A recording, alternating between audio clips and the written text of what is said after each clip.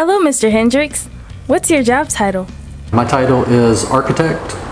I'm the principal in charge of this office, and I'm the marketing director of Gaines Group Architects. How long have you had this title? I was named a partner 13 years ago. What's one interesting thing about this job?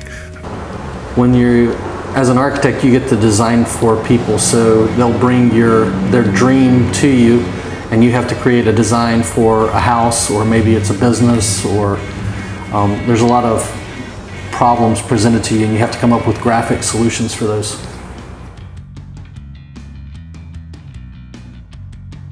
What is the hardest thing you've done at this job?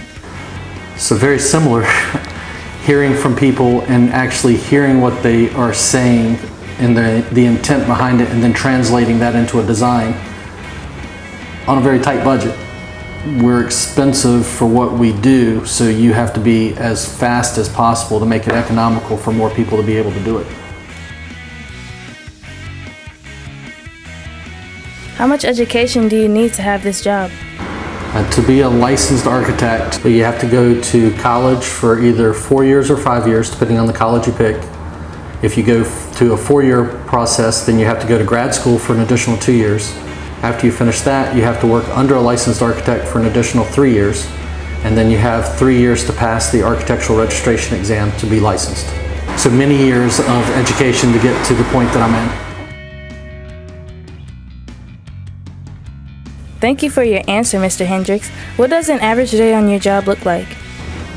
It varies depending on the day and what you're doing within the firm. So an entry-level person might be sitting in front of their computer drawing all day, whereas today I was in meetings all day answering questions for my employees, talking with clients, talking to potential clients, selling work. We call it putting out fires when somebody calls with a problem or a question. That I got no actual work done today. I was just in meetings all day. Other days I might get to do design work the whole day and sit in front of a computer and draw a new house or lay out a new restaurant.